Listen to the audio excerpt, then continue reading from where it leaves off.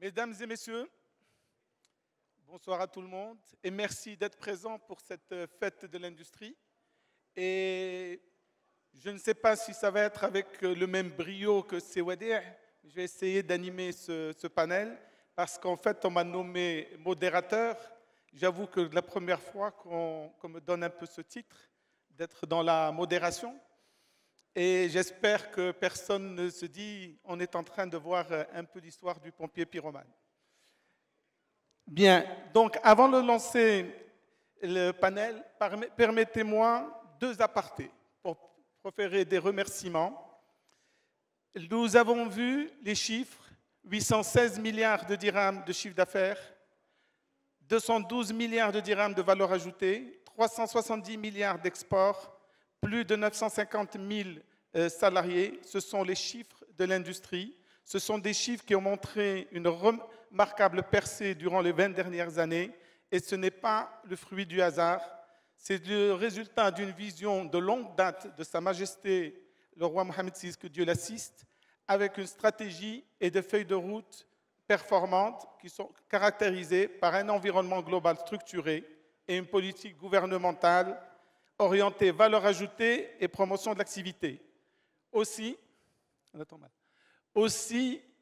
pour tout cela, l'ensemble des industriels qui travaillent d'arrache-pied pour créer de la valeur ajoutée souhaitent exprimer leur remerciement d'abord à Sa Majesté le Roi pour toute cette action structurante et ensuite au gouvernement de Sa Majesté pour toute la politique qu'il mène afin d'aider l'industrie à réussir ses objectifs.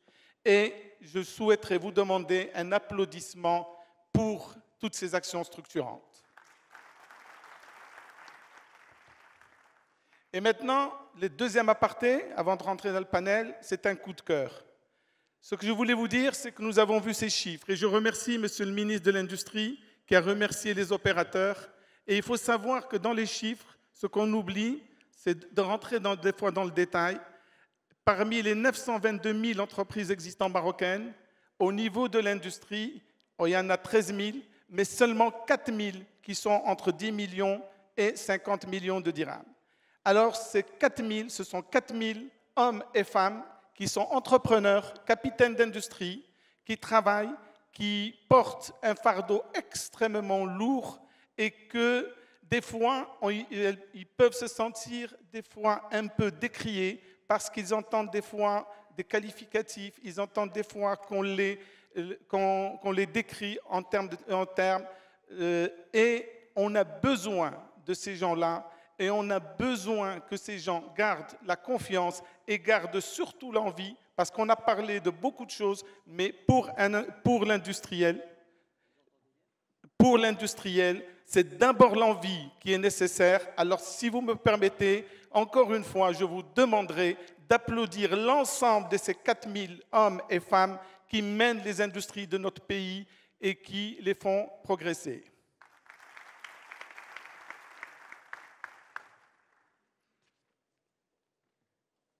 Donc, nous avons beaucoup de défis à relever et pour cela, nous avons besoin de croissance, donc de plus de création de richesses. Cette croissance doit être inclusive et cela passe par l'implication et le développement de nos régions avec un transfert de l'activité ou dans certains cas, dans les zones rurales, un transfert de la non-activité qui progresse, une dynamique industrielle dans nos régions et un ruissellement d'activité depuis les grandes entreprises locomotives vers le tissu des PME. Et le sujet qui nous réunit donc est une industrie souveraine ancrée dans son territoire et exploitant le potentiel de ces régions. Plus qu'un sujet, il s'agit d'une stratégie et il faut se donner les moyens. Une industrie souveraine, c'est la maîtrise de ses approvisionnements, de son environnement technologique et de ses décisions commerciales. L'ancrage dans les territoires nécessite une stratégie intégrée qui combine la valorisation des ressources régionales, l'innovation, la formation, la durabilité. Pour analyser ces problématiques et nous éclairer, nous avons un panel de haut niveau bien fourni en compétences, en expertise et surtout en connaissance du terrain.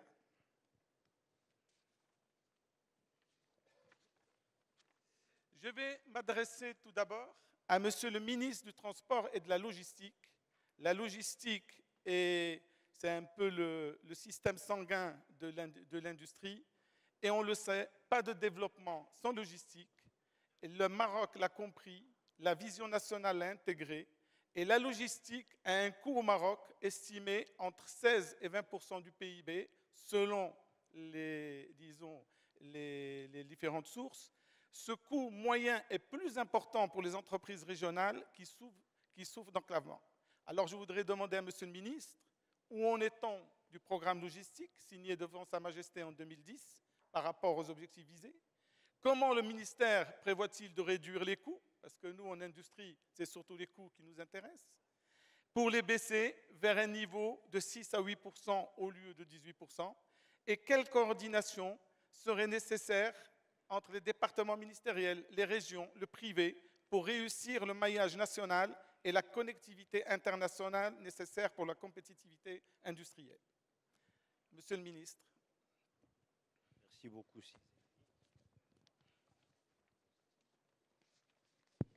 Ça fonctionne. En fait, désolé parce qu'on a un peu d'écho ici. On ne sait pas si on vous entend, enfin si vous nous entendez bien. Merci Zaidi. Effectivement, au niveau du ministère du Transport et de la Logistique, nous avons un rôle à jouer parce qu'un des leviers de la compétitivité de l'entreprise est effectivement celui d'une logistique compétitive. Je rappelle donc, comme vous l'avez dit, qu'il y a une stratégie nationale logistique qui a été développée en 2010, qu'elle s'appuie sur 5 leviers ou sur 5 axes, mais 2 axes principaux, à mon sens. Celui de pouvoir déployer un schéma directeur de zone logistique couvrant le territoire national aux points nodaux pour pouvoir principalement concentrer les flux à ces points. Et c'est là un des secrets pour réduire les coûts logistiques, cette concentration de flux, cette optimisation des transports. Et un deuxième levier qui est celui de la professionnalisation des acteurs du secteur. Et donc nous avons, au début de ce gouvernement, choisi de donner un accélérateur à cette stratégie qui a effectivement pris beaucoup de retard en retenant environ 750 hectares comme étant les zones prioritaires sur les 3300 qui sont prévues par la stratégie nationale.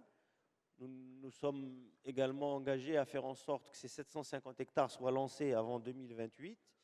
Et il y a actuellement une zone logistique qui est la première du genre de ces nouvelles zones de nouvelle génération qui devrait être prête à être mise en commercialisation avant la fin de l'année, qui est celle d'Aït Melloul, et 4 autres zones qui sont en cours de mise en place, pour lesquelles on espère pouvoir lancer les travaux d'aménagement à fin de cette année, début de l'année 2025, dont une très importante qui est celle de Znata, qui avait été signée devant Sa Majesté. En plus de Znata, on travaille sur le lancement de Raslma, de Qanitra et de Oulad Salah. Voilà. Merci, Monsieur le ministre. Je voudrais juste voir aussi avec vous, parce qu'il y a une question que beaucoup d'industriels se posent, c'est nos ports se développent et donnent une ouverture internationale de grande qualité, mais à titre d'exemple, nos industriels se plaignent du prix, notamment, on nous donne souvent le prix de la traversée du détroit, qui serait selon eux le kilomètre le plus cher au monde. Comment faire baisser ce prix et jusqu'à quel niveau? Et quid du pavillon marocain pour une souveraineté marocaine et une connectivité maîtrisée? Je voudrais juste apporter une petite précision. On peut difficilement comparer les traversées au kilomètre parcouru. Parce que vous imaginez bien que le bateau passe 2 heures dans le port, peut-être une demi-heure, 40 minutes à naviguer si c'est 14 km.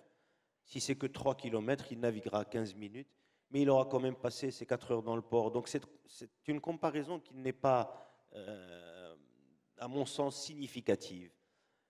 Ce qu'il y a de clairement établi, c'est que le choix qui a été pris sur la traversée du détroit a été le choix de la compétition entre les différents acteurs. Et donc, nous comptons sur un marché ouvert pour que les compagnies maritimes offrent le meilleur prix et la meilleure qualité de service. Et on doit bien sûr veiller à ce que cette compétition reste saine. Et c'est ce que nous essayons de faire. Merci, Monsieur le ministre. Je n'ai pas eu le prix, mais merci.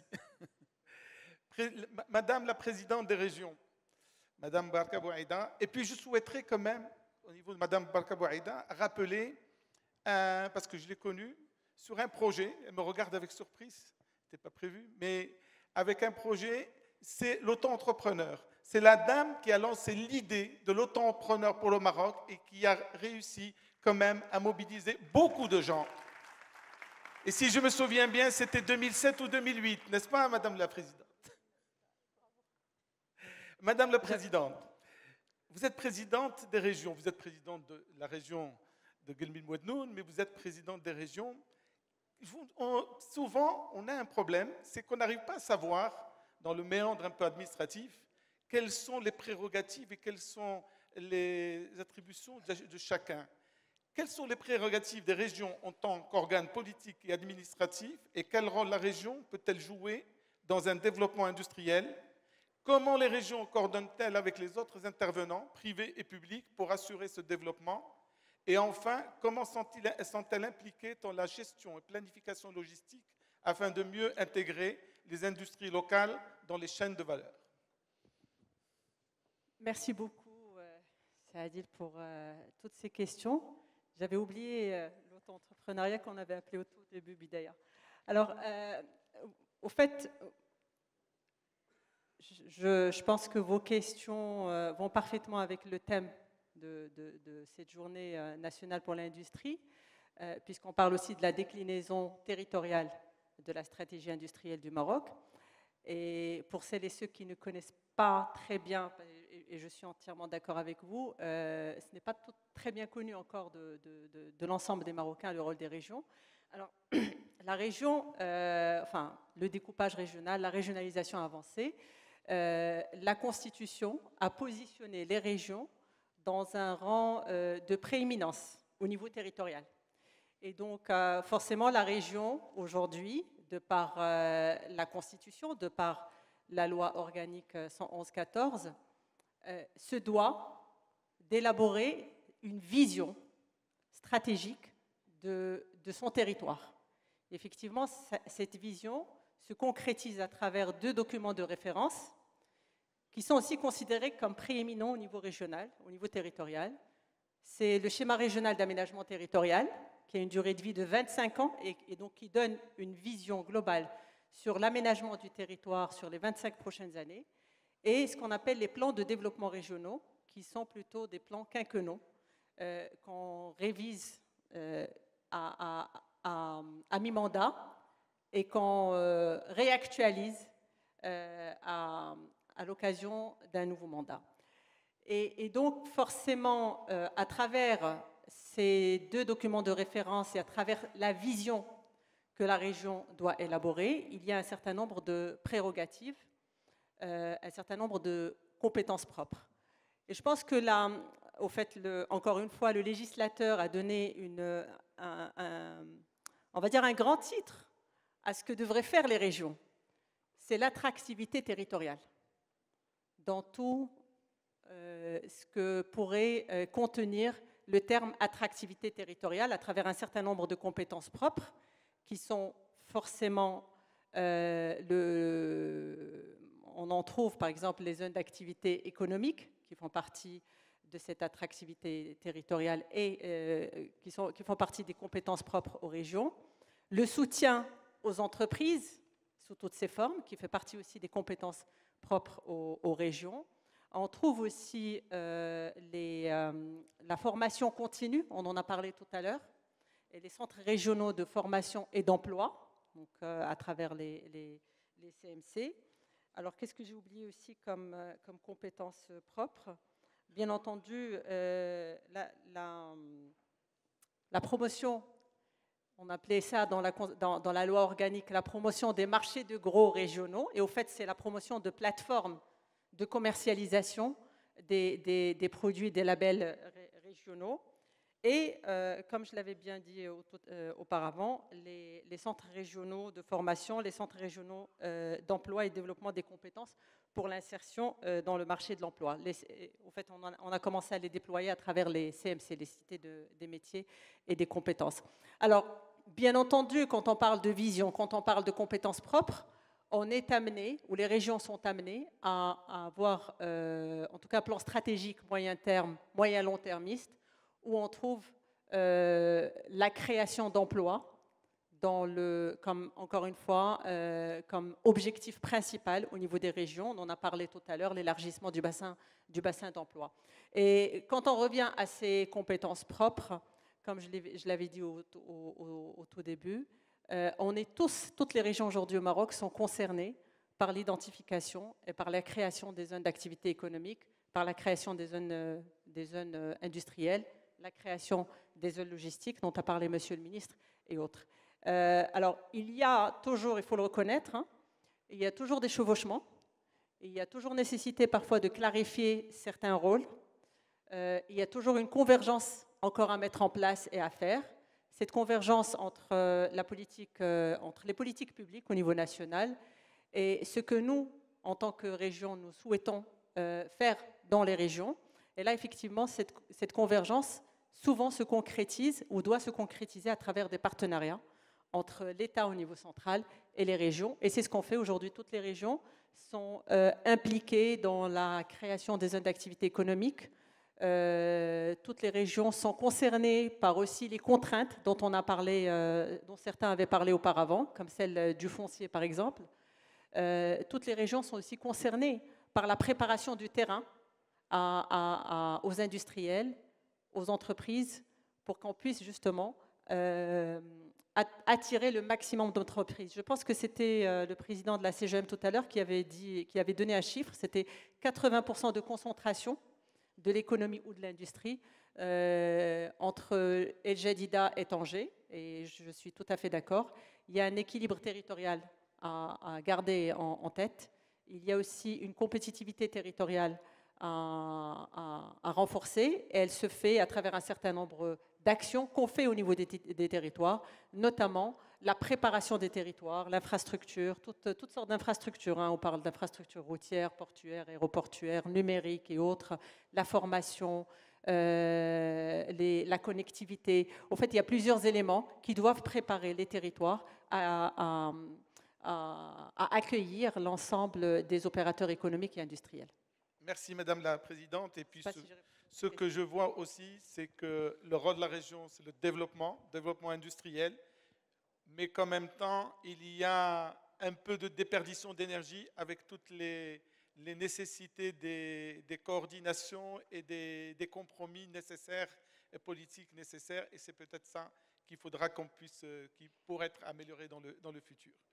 Mais ça me donne immédiatement la possibilité d'aller vers quelqu'un qui connaît le terrain par ses fonctions passées, aussi bien en tant que Wali, en tant que responsable collectivité, directeur des collectivités locales, et aujourd'hui directeur général de la CDG. Et il connaît le terrain sous tous ses aspects, y compris foncier. Et je voulais voir, on va reprendre notre chaîne, puisqu'enfin on mène ça comme une chaîne industrielle de production d'idées. Dans le cadre du développement des zones industrielles au Maroc, quelles sont les initiatives prévues par la CDG pour renforcer l'attractivité de ces espaces, en particulier dans les régions les moins développées, afin de mieux intégrer les PME locales et créer un écosystème industriel dynamique à l'échelle territoriale, et puis ça de manière globale, et puis d'une manière tout à fait terrain, à quel prix peut-on considérer un mètre carré attractif pour une superficie entre 10 000 et 50 000 mètres carrés, et que faut-il attendre des autorités régionales et publiques pour pouvoir atteindre ce fameux mètre carré attractif? Vous savez que les industriels souvent nous amènent des exemples de l'étranger où on reste sidéré tellement c'est bas. Merci, monsieur. Merci, c'est Adil, pour toutes ces questions. Et je vois que tu adores les chiffres et surtout les prix. En fait, aujourd'hui, avant de revenir aux autres questions, Aujourd'hui, le système ou le dispositif qui a été mis en place par la charte des investissements prévoit un certain nombre de subventions et qui, normalement, font tout pour prendre en charge une bonne partie du coût et du prix du foncier.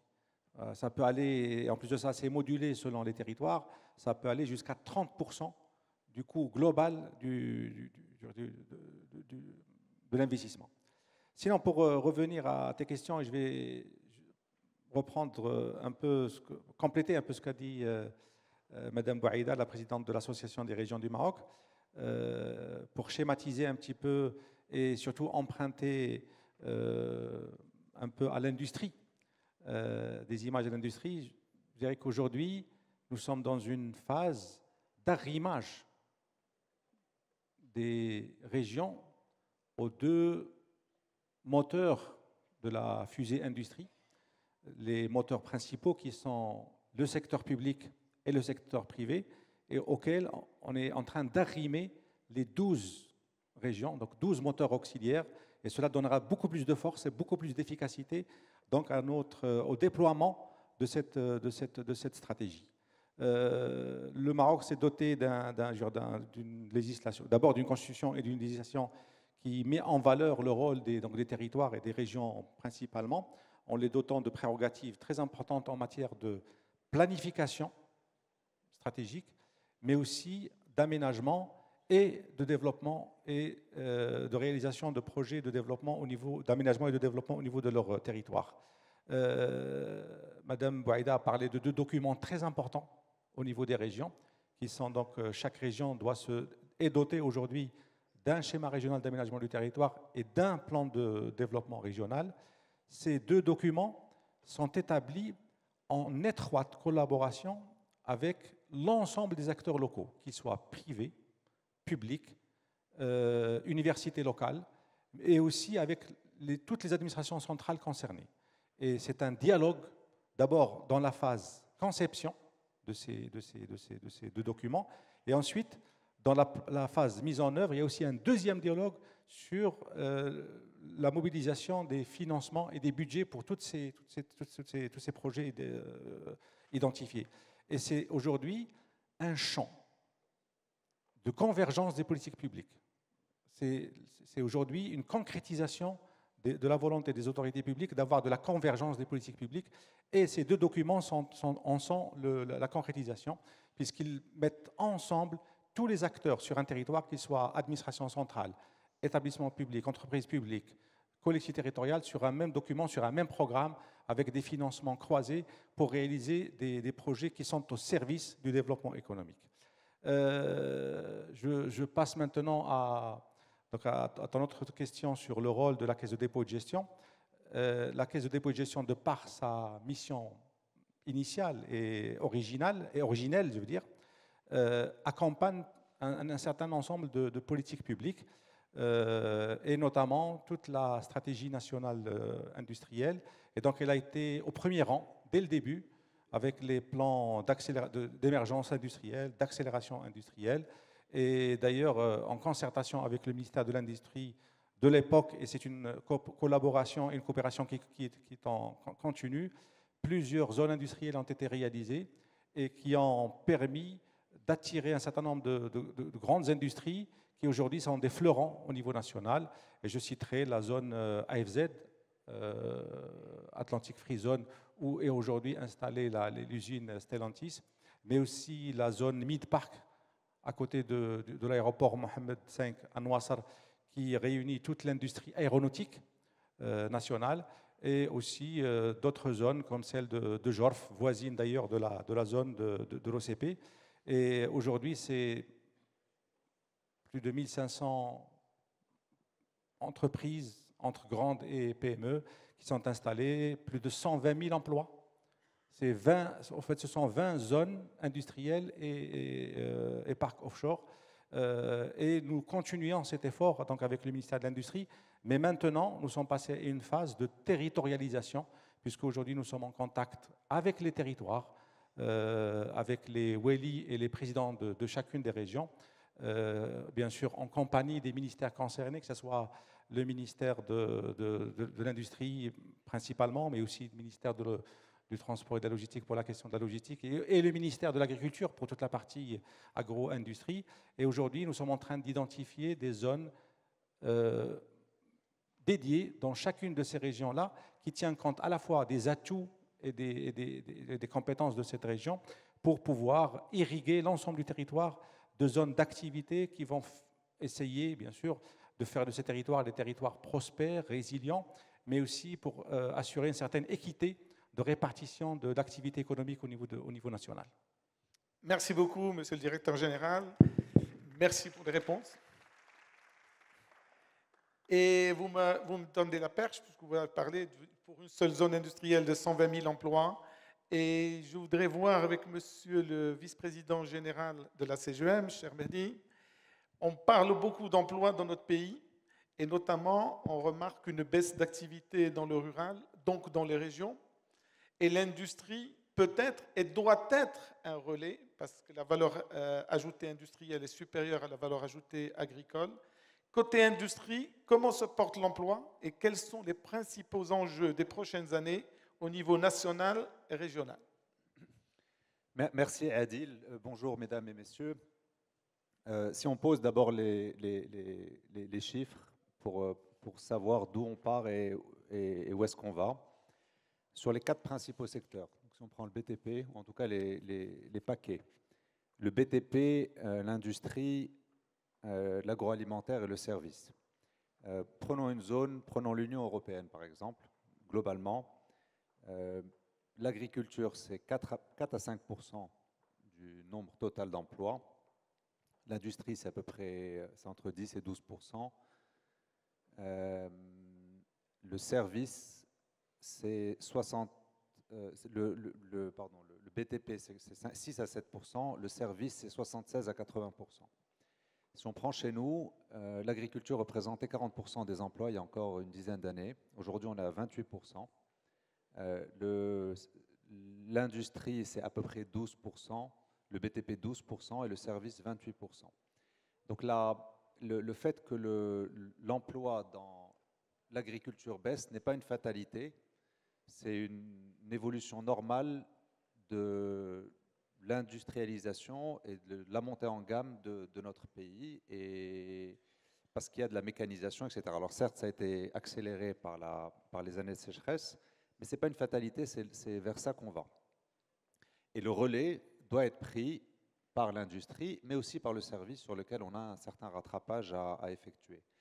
Si on regarde l'industrie, ça a été dit, je crois, à plusieurs reprises, on l'a créé sur les 10 dernières années à peu près 400 000 emplois.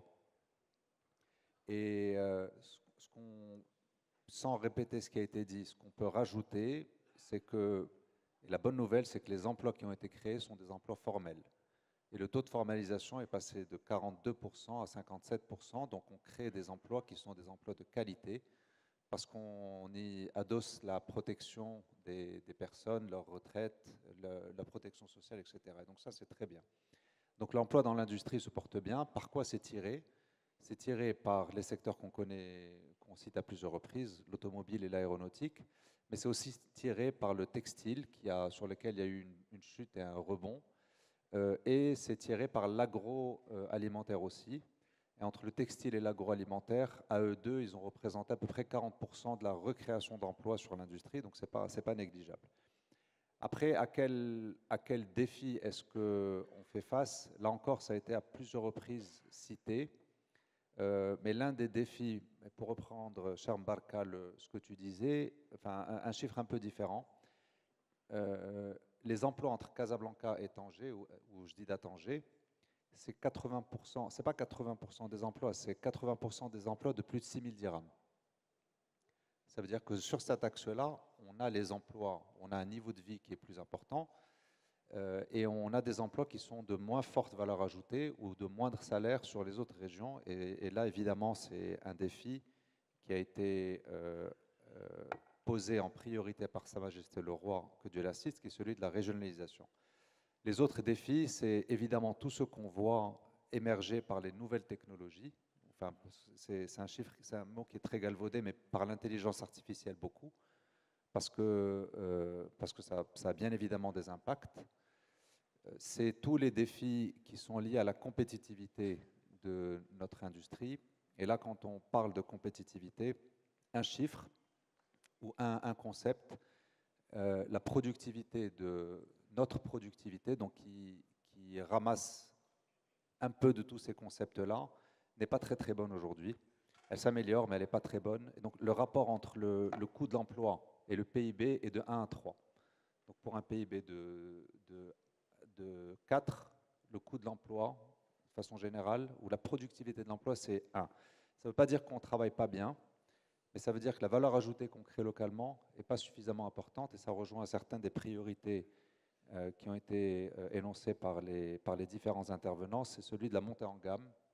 Et là, quand on parle de montée en gamme, ça veut dire qu'il faut qu'on touche à l'innovation, et c'est là que ça devient important. Pourquoi? Parce que ce n'est pas simplement un enjeu de création d'emplois, c'est un enjeu de souveraineté, mais c'est aussi un enjeu de durabilité de l'emploi. Parce que là où on crée de l'emploi à faible valeur ajoutée, par exemple sur certains métiers sans en citer, quand on achète à 10 pour revendre à 12, le problème c'est que dès que le voisin propose 11 au lieu de 12, ben on bouge aussi vite chez le voisin. Alors comment est-ce qu'on peut combattre ça? Et je pense que c'est là les challenges. Un, c'est avec plus d'innovation. Parce qu'avec l'innovation, on gagne un avantage compétitif durable. Et ça rappelle à tout le monde ce qu'on a appris sur les bancs de l'école. Et je pense qu'on est bien placé aujourd'hui pour en parler. C'est les enjeux d'innovation, c'est les enjeux de souveraineté.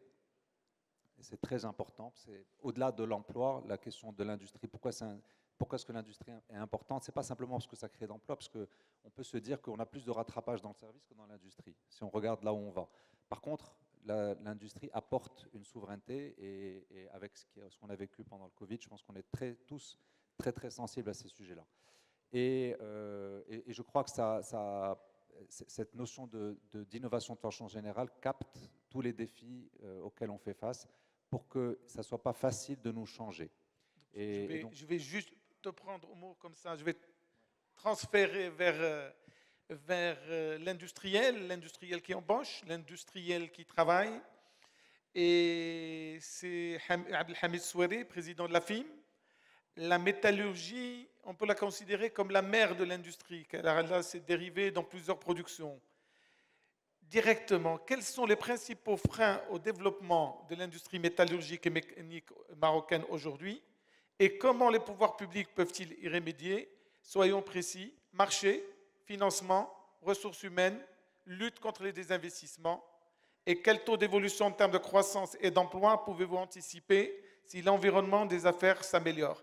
Je vais juste demander d'accélérer parce qu'on me le dit aussi. Micro. Bien, écoutez, approche. On commence par les obstacles. Par point. Par point, ok. D'abord, le financement des besoins en fonds de roulement. C'est la première cause de la mort de beaucoup d'entreprises du secteur. Approchez votre micro de la bouche. Voilà, collez-le bien sur le menton. Oui. Voilà. Notre secteur est très capitalistique, donc il faut qu'il y ait un accompagnement nécessairement. Nous avons perdu beaucoup d'entreprises, et non des moindres, des fleurons de notre industrie. Nous avons la problématique de la concurrence déloyale, de l'informel, des moins-disants, comme a dit M. le vice-président. Les entreprises, pour faire du chiffre d'affaires, se mettent à baisser les prix, et c'est la guerre. Et bien sûr, ça provoque beaucoup de dégâts. Il y a la problématique de l'importation des produits métallurgiques. Les importations représentent plus de 2/3 des besoins du pays. Énorme. Nous avons un problème au niveau des ressources humaines. Nous n'arrivons pas à garder nos cadres qualifiés. Il y a un problème d'inadaptation de l'offre et de la demande en formation. Alors, vous savez, il y en a beaucoup. Hein. Il y a également le problème certains articles du Code du travail qu'il faut absolument enlever, régler ce problème, parce que déjà, au niveau des personnes qui viennent travailler chez nous, elles ne sont pas nombreuses parce qu'il y a un problème de pénibilité du secteur. Hamid, je voulais juste vous demander un chiffre. Quel taux d'évolution en termes de croissance et d'emploi pouvez anticiper si l'environnement des affaires s'améliore, étant donné la demande que vous avez en face et étant donné les projets qu'il y a? Vous, comme ça, donnez-nous un chiffre disant l'environnement s'améliore, nous, on augmente de temps. Voilà des fois ce qui est intéressant. Il n'y a pas que l'environnement des affaires pour nous. Le problème du secteur, c'est que, du problème de l'industrie dans notre pays, nous avons réussi beaucoup de belles choses. L'aéronautique, l'automobile, l'offshoring, et j'en passe. Malheureusement, ce secteur qui est la colonne vertébrale de toute industrie, dans tous les pays du monde, c'est la métallurgie et la sidérurgie. On ne peut pas prétendre être un prix industriel si on n'a pas les bases de ces secteurs-là. Ces secteurs qui permettent le développement de toutes les industries. Nous avons besoin de mettre en place, je pense qu'aujourd'hui, avec tous les chantiers qui sont lancés, nos responsables doivent réfléchir à mettre en place des mécanismes pour pouvoir permettre l'installation de grandes entreprises dans la sidérurgie et dans la métallurgie pour fournir tous ces secteurs dont vous avez parlé, l'automobile, l'aéronautique et j'en passe. Très bien. Alors, ça m'amène là à aller directement, là on a parlé national, mais aller vers le régional. Nous avons Mme Mia Hello, qui est dans le secteur pharmaceutique, qui a investi et qui a choisi d'investir en région. Et vous êtes en train de vous délocaliser dans la région centre-nord. Et vous nous direz dans quel domaine, parce que ça va intéresser peut-être beaucoup de monde. Quelles ont été les motivations, quels impacts sur la région et quels chiffres? J'aimerais bien que des chiffres en investissement, chiffre d'affaires, exportation et emploi. Merci, bonjour à toutes et à tous. En effet, grâce à la vision éclairée de Sa Majesté, que Dieu l'assiste, pour développer le RIF, aujourd'hui, il y a des opportunités extraordinaires qui s'offrent à l'ensemble des acteurs.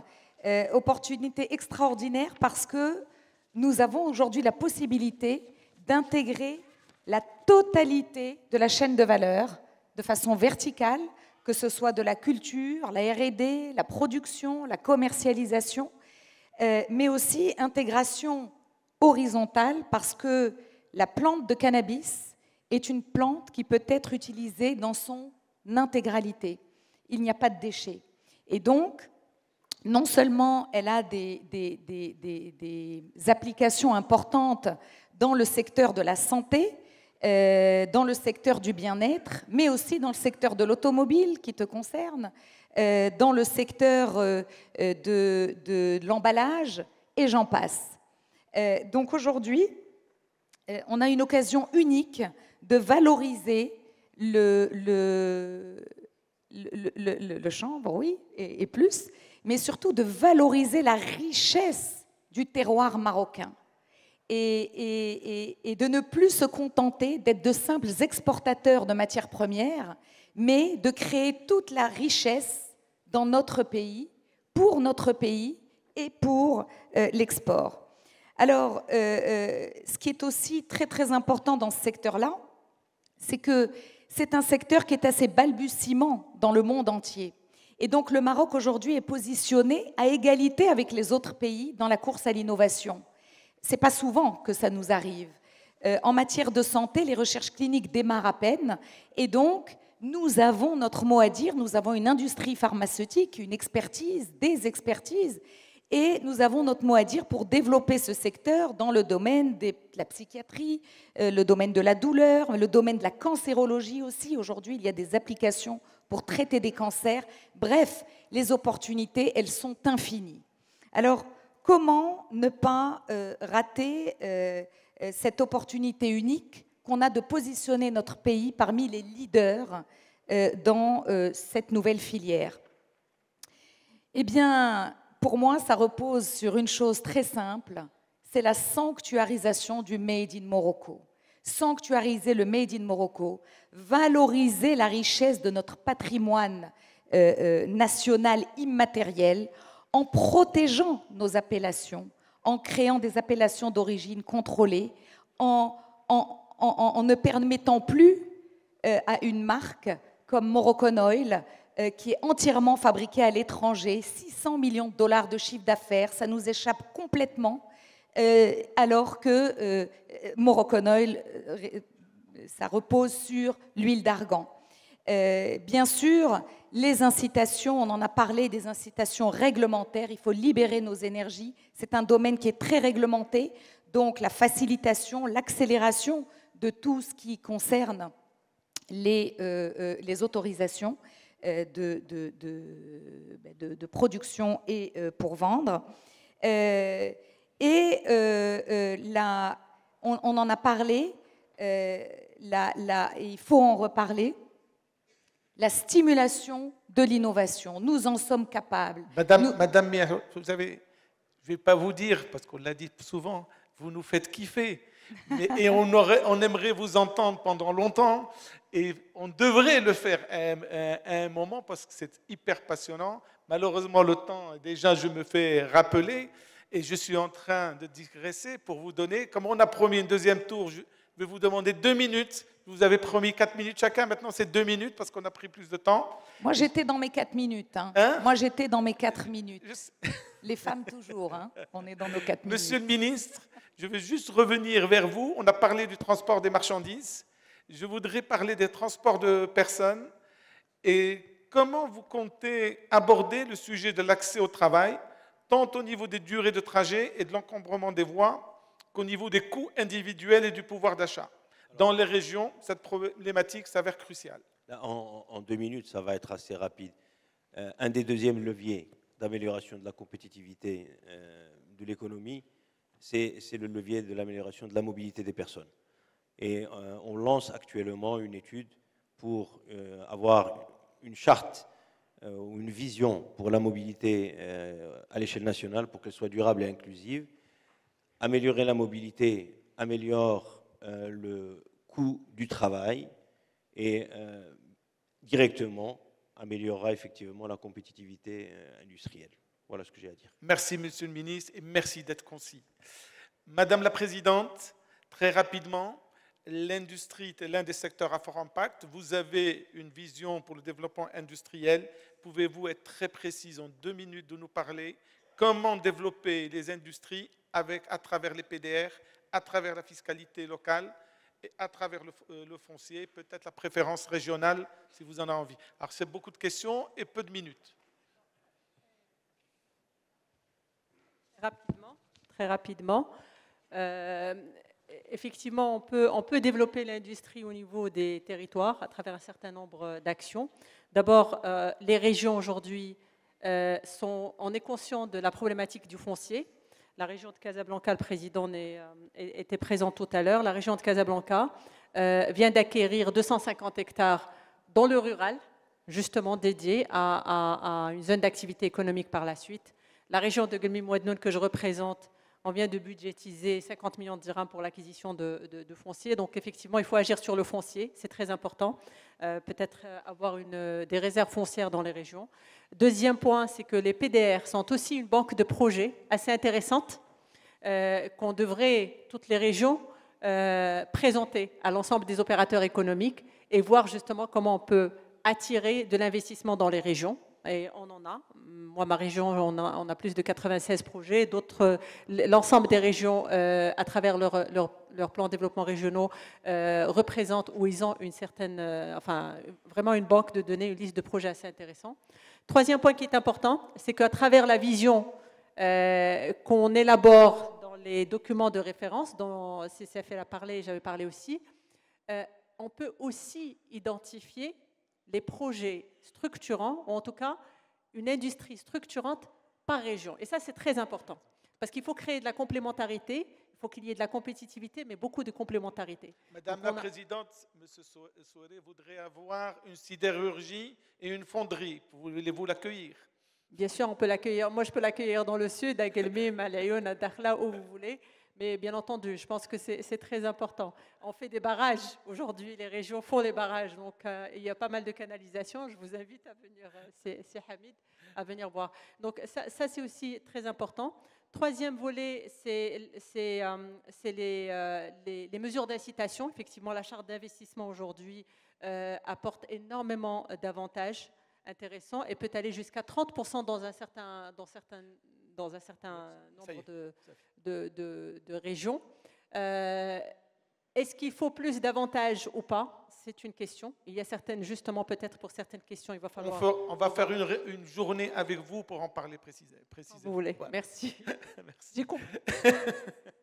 Monsieur le vice-président général, s'il me dit, très rapidement, l'industrie marocaine connaît des succès avec des secteurs phares des grandes entreprises. Cependant, les TPM industrielles restent peu nombreuses, moins de 4000, comme on l'a dit. Comment, et notamment en région, elles représentent moins de 27% de la totalité. Comment aider ces entreprises régionales à passer le cap de l'entreprise intermédiaire à grande entreprise? En fait, de PME en déjà grosses PME. Et quels sont, selon vous, les leviers prioritaires pour faire grandir les PME? Et tu as 3 idées. La question est plus longue que la réponse. J'ai peut-être deux points à ce moment-là à retenir. Un, c'est l'accès au marché. Et dans l'accès au marché, il y a les marchés publics et les marchés privés. Sur les grandes entreprises, je pense que c'est une question d'évangélisation, même si j'aime pas beaucoup le terme, pour qu'elles s'habituent à acheter plus. Mais on voit aussi encore trop souvent, malgré le code des marchés publics, des marchés qui sortent en disant âge de l'entreprise, nombre d'employés, chiffre d'affaires, etc. Donc je pense qu'il faut combattre ça pour que les petites entreprises aient accès à ces marchés. Sur l'export, un pays comme la Turquie, c'est 50% du chiffre d'affaires des PME qui va à l'export. Chez nous, c'est à peu près 20%. Donc il y a des dispositifs qui viennent par des mécanismes de garantie. La France, par exemple, a un mécanisme par la BPI. Nous, on a besoin d'un mécanisme similaire pour accompagner les entreprises à l'export. Mais on attend une partie de la charte d'investissement qui concerne l'export, notamment pour les PME, et ça doit arriver. Deuxième grand volet, je pense, c'est le Made in Morocco, comme en parlait Miel Hloufilali. En France, le label Made in France, 70% des entreprises qui ont ce label ont vu leur chiffre d'affaires progresser significativement depuis qu'elles l'ont. Donc il faut qu'on ait quelque chose de similaire chez nous. Ça, c'est l'accès au marché. Deuxième point, c'est celui du financement. Sur le financement, il y a tous les mécanismes de financement du BFR qui manquent aux PME. Et là encore, par Temwilcom ou par d'autres, on doit trouver des mécanismes de garantie du système bancaire pour qu'elles puissent garantir les PME. Et on a 2 autres nouveaux outils qui arrivent, celui du financement par les fonds propres, par le fonds Mohamed VI, qui va aider à ce financement, mais aussi la bourse. Et je rappelle que dans le cadre du nouveau modèle de développement, on s'est fixé comme objectif d'avoir 300 entreprises cotées, mais qui doivent aussi être des PME à horizon 2035. Dit comme ça ne paraît pas beaucoup, mais si on le ramène au nombre de mois, ça en fait 1 à 2 par mois jusqu'en 2035. Donc bon courage, mais il faut qu'on le fasse. Merci, merci. Si Safir, vous avez une expérience d'accompagnement financier des locomotives industrielles. Vous avez notamment accompagné Renault et Stellantis. Comment pouvez-vous en faire un produit d'appel à d'autres locomotives dans différents secteurs, selon votre expérience? En fait, ce sont des mécanismes qui se sont mis en place de manière empirique au départ et qui aujourd'hui sont en train de se structurer. Beaucoup d'entreprises, qu'elles soient grandes ou moyennes, ont besoin de dérisquer un peu leur investissement au départ. Et donc, l'apport en capital investissement est très important pour ces entreprises, pour les aider à se mettre en place et ensuite à pouvoir prospérer. Et aujourd'hui, je crois que l'industrie du capital d'investissement aujourd'hui au Maroc est en train de maturer.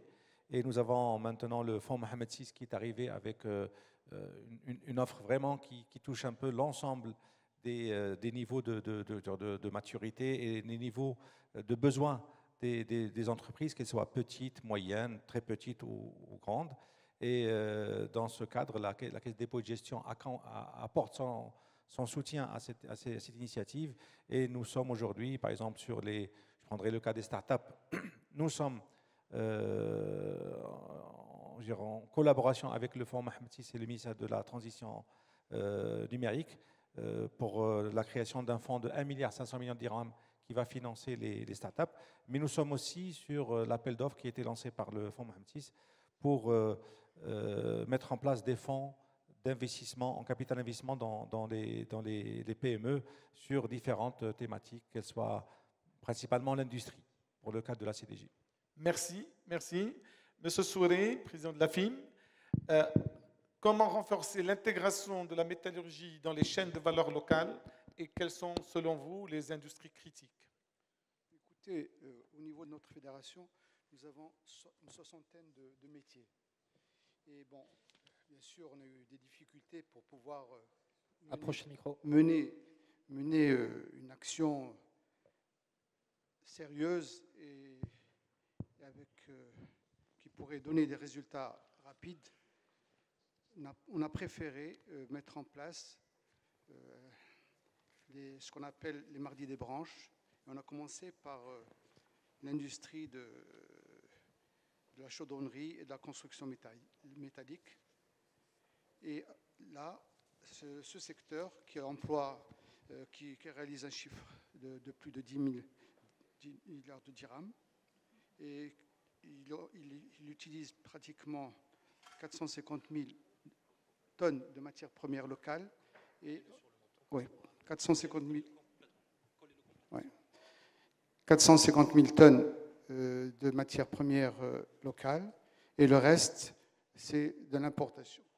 Donc, on est en train de voir, et ce que je vous ai dit tout à l'heure, il faut absolument que des responsables et bien sûr les entrepreneurs privés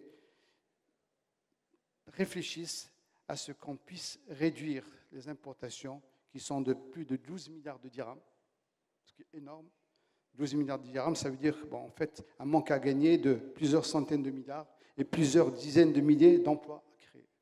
Merci, Sissouré. Madame Miel Hlou, vous êtes industrielle dans ce secteur pharmaceutique, je répète, et nous sommes dans la région de Marrakech-Safi, une région qui se distingue par une forte présence industrielle dans le secteur des cosmétiques, à la fois pour le secteur national d'exportation. Comment expliquer cette concentration régionale et comment intensifier ces atouts et quelles projections en termes de chiffre d'affaires et d'emploi? Là, il me faut plus de 2 minutes. J'y arriverai pas. 2 minutes. Pour faire Donc, en effet, cette région unique, elle concentre des atouts extraordinaires, la richesse de la biodiversité, l'attractivité touristique, les coopératives artisanales. Nous avons aussi des temples comme celui dans lequel on est aujourd'hui qui sont prometteurs en termes de recherche, en termes d'innovation. Et donc tous ces atouts combinés avec une demande croissante dans le monde pour des produits de plus en plus éco-responsables, avec une histoire, des produits naturels, des produits qui donnent de l'émotion, la fierté de consommer marocain tout simplement. Eh bien tout ça, je vais redire ce que j'ai dit tout à l'heure. Aujourd'hui, nous devons changer de paradigme, nous devons produire des marques marocaines, construire des marques marocaines fortes. Nous sommes à l'université, l'UM6P, qui démontre tous les ambitions et les talents du Maroc. Eh bien, on se douche à l'hôtel avec des produits qui sont de marques étrangères, mais qui sont façonnés au Maroc. Ça doit changer, ça peut changer. Nous avons l'expertise, nous avons l'ambition, nous avons la possibilité d'innover. Aujourd'hui, il faut valoriser le terroir marocain. Je reviens là-dessus, c'est une richesse extraordinaire que nous avons. Soutenir le déploiement de ces marques à l'international, et nous avons des systèmes. L'AMDIE a accompagné le déploiement, le rayonnement international de l'industrie pharmaceutique. L'AMDIE doit pouvoir le faire pour les marques cosmétiques. On aurait besoin de choses simples, comme un palais des congrès digne de ce nom à Marrakech, pour être la base du rayonnement de nos marques Maroc, cosmétiques et autres. Je reviens du CPHI. Aujourd'hui, les cosmétiques, pour la France, c'est la deuxième industrie exportatrice de France, juste derrière l'aéronautique. Nous devons avoir la même ambition pour un secteur comme celui-ci. Le Maroc fait rêver. Nous avons une tradition ancestrale de secrets de beauté, de secrets de bien-être. Nous produisons de manière naturelle. Nous avons des coopératives qu'il faut renforcer. Et là, le modèle qui est utilisé pour le cannabis est un modèle très intéressant qui permet aux coopératives de monter en gamme dans la production de leurs matières premières et d'upscaler aussi en quantité. Donc, je vais finir en disant, faites-nous confiance, à nous les industriels marocains. Faites-nous confiance, nous avons l'expertise, nous avons envie de prendre des risques, nous sommes prêts à investir, libérer nos énergies. Le choc de simplification réglementaire serait déjà quelque chose d'extraordinaire, pas pour qu'on soit dans la course, mais pour qu'on gagne cette course. Merci. Merci. Merci. Comme vous pouvez le voir, nous finissons en beauté et sous tous les aspects. Et je remercie l'ensemble des participants. Je crois qu'ils sont tous frustrés parce qu'ils avaient tous tellement envie de parler et de donner et que le sujet souveraineté, ancrage local est quelque chose qui peut nous prendre. En fait, ce n'est pas une journée de l'industrie, mais presque une semaine de l'industrie qu'il faudrait faire. En tout cas, merci à tous, vous nous avez éclairés. Et merci à vous de nous avoir supportés et de m'avoir supporté. Merci. Merci beaucoup. C'est Adil Zaidi, président de la Fédération de l'Automobile, pour la modération de ce panel qui était composé de M. Mohamed Abdeljalil, ministre du Transport et de la Logistique. On les accompagne sous vos applaudissements pendant qu'ils quittent la scène. Mme Barka Bouaïda, présidente de l'Association des régions du Maroc. Si Mehdi Tzazi, vice-président général de la CGM. C'est Khalid Safir, directeur général de la CDG. Mme Mia Al-Haloufilali, présidente directrice générale de Pharma 5. Et c'est Abdelhamid Soueri, président de la Fédération des industries métallurgiques, mécaniques et électromécaniques. Je sais qu'il y en a certains dans la salle qui commencent à avoir faim, mais je vous invite à rester en notre compagnie parce que ce qui va suivre est tout aussi intéressant, si ce n'est plus. On va évoquer les écosystèmes industriels, quelle approche pour une intégration en profondeur et une montée en gamme.